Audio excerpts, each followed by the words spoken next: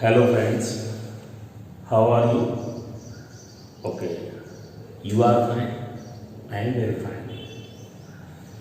देखिए आज अपन मिल रहे हैं, थोड़ा बीच में गैप लगा था। जो सरफेस केमिस्ट्री है उसमें से एक नई वीडियो के साथ अपन एक मुलाकात में है। तो देखिए आज मैं आपको कोलाइड का निर्माण कैसे करते हैं ये बताऊंगा, और खास बात ये है कोलाइड का निर्माण किन किन विधियों के माध्यम से कैसे करते हैं। इस वीडियो में आपको थोड़ा सा समरी के रूप में एक चार्ट को ही एक्सप्लेन करूंगा, फिर आगे अपन एक नेक्स्ट वीडियो बनाएंगे, उसमें हम विस्तार से देखते हैं, एक एक को समझते हैं। खास बात यह है कि कोलाइड का निर्माण यूं तो हर चीज इंपोर्टेंट होती है, बट सरफेस केमिस्ट्री में से जो भी वो कोलाइड में से अगर हम देखते हैं तो ये टॉपिक वेरी वेरी इंपोर्टेंट है। हाउ?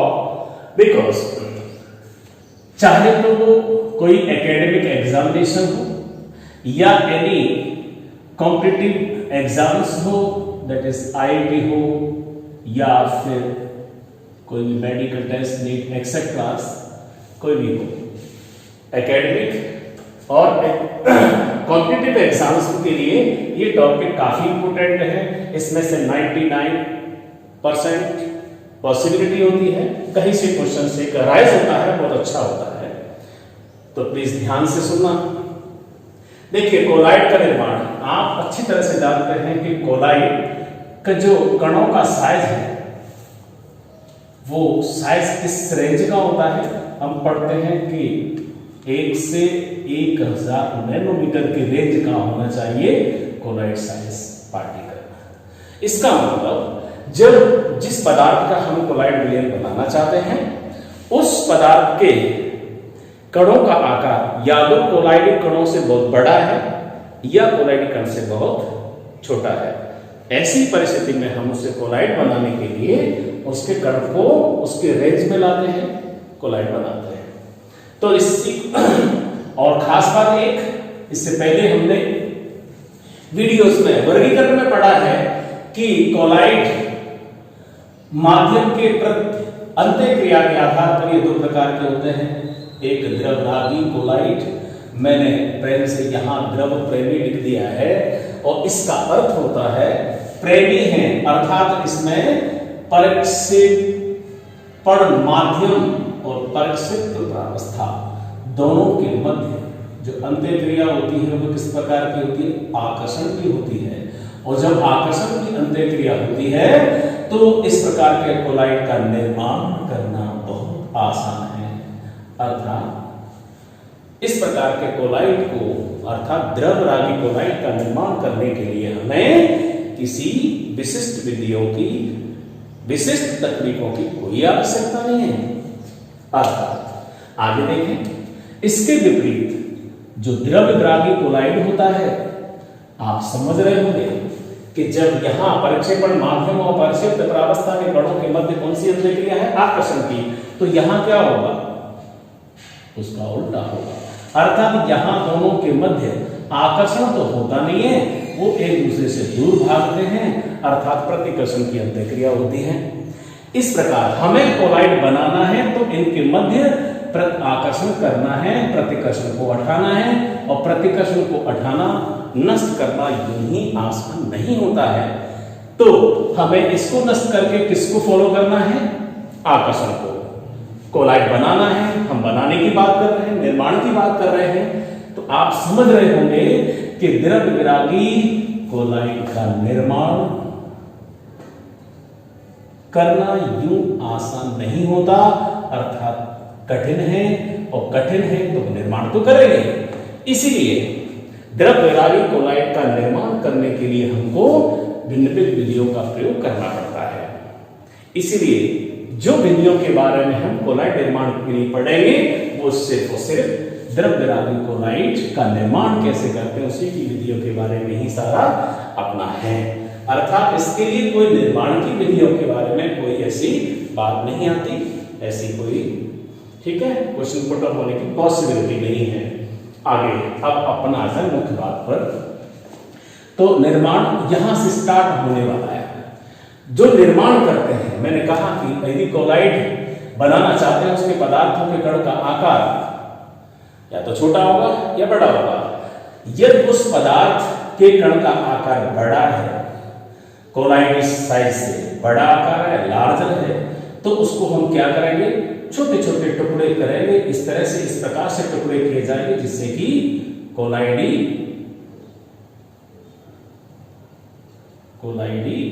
आकार में परिवर्तन हो जाए। इस प्रकार से हम जब बड़े कण को छोटे छोटे टुकड़ों में बांटते हैं, तोड़ते हैं, ठीक है, विखंडित करते हैं, इसी क्रिया को क्या कहते हैं, परिक्षेपण कहते हैं। तो किसी बड़े टुकड़े को छोटे छोटे टुकड़ों में परिवर्तित करना परिक्षेपण है, विखंडन है, तोड़ने की क्रिया है। ठीक है, चलिए देखो इसमें क्या होगा। फिर इसके साथ ही देखना चाहे तो संगणन में इसका उल्टा है। यदि पदार्थ के कण का आकार कोलाइडी आकार से भी बहुत छोटा है, तो हम उसको कोलाइडी आकार में लाने के लिए क्या करेंगे, छोटे छोटे कणों को जोड़ेंगे और ऐसी कोई तकनीक अपनाएंगे कि वो छोटे छोटे कण आपस में जुड़ करके कोलाइडी साइज ग्रहण कर ले। तो कोलाइडी साइज में परिवर्तन करना पड़ेगा। तो कुछ छोटे छोटे कण आपस में जुड़ जुड़ करके थोड़े से 2, 2, 4 जो भी, जैसे भी, जितने भी पर्याप्त संख्या होगी, जो भी क्या बना लेंगे वो, ये कोलाइडी साइज में परिवर्तन हो जाएगा। तो लोग कैसे हुआ, छोटे छोटे कण जो कोलाइडी आकार से छोटे वाले होते हैं, वो आपस में पर्याप्त संख्या में जुड़ करके कोलाइडी आकार के कणों का निर्माण करते हैं। इस प्रकार इस विधि को, तकनीक को हम क्या कहते हैं, संघनन कहते हैं। जुड़ने की क्रिया को, और यहां विखंडित होने की क्रिया है, इसको हम परिक्षेपण कहते हैं। परिक्षेपण विधियां कौन कौन सी हैं वो आप देखिए। यहां मैंने नोट कर रखा है, एक यांत्रिक परिक्षेपण की विधि है, दूसरी विद्युतीय परिक्षेपण की विधि है, जिसे ब्रैडिक्स आर्क विधि के नाम से भी जानते हैं।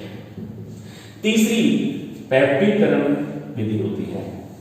यहां खास बात देखिए, देखेंगे इनको विस्तार से तो आगे अपन बताएंगे। इसमें से ये कोई विधि ऐसी इंपॉर्टेंट नहीं है, सिंपल है। जैसे अपन किसी चीज को पीसते हैं, पाउडर फॉर्म में लाते हैं, या कोई मसाला भी पीस सकते हैं, खाने के लिए चटनी बनाते हैं, समझ सकते हैं, और भी जो भी सिंपल ग्राइंडिंग है। यहां दूसरी विधि विद्युत परिक्षेपण की है, काफी इंपोर्टेंट है, क्वेश्चन अराइज होता है, पुटअप होता है। पेप्टीकरण की विधि इंपोर्टेंट है। तो इसमें से देखना है कि कोलाइड निर्माण में से क्या क्या खास है, वो मस्त ही मस्त है। आगे देखिए, तो इसी के साथ परिक्षेपण विधियों में हम 3 पढ़ेंगे, इसमें से 2 काफी इंपोर्टेंट, इनको आगे विस्तार से बताएंगे। अब संघनन की विधि, संघनन में क्या होता है, समझ में आ गया होगा। कोलाइडी आकार से छोटे कण वाले पदार्थों का जब संघनन किया जाता है, छोटे कण परस्पर जुड़ करके कोलाइडी साइज के कणों का निर्माण करते हैं, परस्पर जुड़ने की क्रिया होती है, इसी को हम संघनन विधि कहते हैं। इसमें छोटे छोटे कणों से बड़े कण बनाए जाएंगे, और उसके लिए क्या परिवर्तन हो सकता है, अर्थात यहां कोलाइड निर्माण किन विधियों के द्वारा होता है, कौन कौन सी प्रक्रिया के द्वारा होता है। तो इसमें वो परिवर्तन करने की जो विधि है, तकनीक है, वो भौतिक हो सकती है। वो परिवर्तन की प्रक्रिया है, प्रोसेस है, वो रासायनिक हो सकती है। जहां भौतिक परिवर्तन होगा तो भौतिक विधि, जहां रासायनिक परिवर्तन होगा, केमिकल रिएक्शंस होंगी, तो हम रासायनिक विधि कहेंगे। नाम लिख रहे हैं, वाष्प संघनन विधि, विलायक विनिमय विधि, अति शीतल विधि। यहां पर भी मैं आपको प्रॉपर्ली फोकस करना चाहूंगा, ये कोई खास इंपॉर्टेंट नहीं है, थोड़ा सा जानेंगे जरूर, और ये वेरी वेरी इंपॉर्टेंट। ये इस भौतिक विधि में से सबसे ज्यादा जो काम आने वाली है वो विलायक विनिमय विधि ही है। क्वेश्चन इसमें से पुट अप होने के चांसेस होते हैं।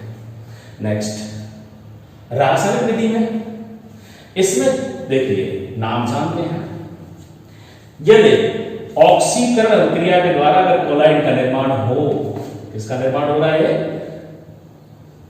तो ऑक्सीकरण अभिक्रिया के द्वारा यदि कोलाइड का निर्माण होता है, तो ऑक्सीकरण विधि, अपचयन की अभिक्रिया के द्वारा यदि कोलाइड का निर्माण होता है तो अपचन विधि, जल अपघटन की क्रिया द्वारा यदि कोलाइड का निर्माण होता है तो जल अपघटन विधि, और परस्पर दो पदार्थ एक दूसरे को अपघटित करते हैं तो होता है अपघटन विधि। इसमें चारों ही इंपोर्टेंट हैं। तो इसी के साथ मैंने थोड़ा सा आपको फोकस करना चाहा कि कोलाइड निर्माण से क्या क्या खास इंपोर्टेंट है। तो देखिए ये मस्ट है, इनको आप करना ही करना है। इसमें से ये और इसमें से चारों ही करनी है, कोई छोड़नी नहीं है, सभी इंपोर्टेंट है। इनको विस्तार से हम नेक्स्ट वीडियो में बताएंगे पूरी तरह से किस कौन सी विधि क्या होती है, कैसे करते हैं। इसी के साथ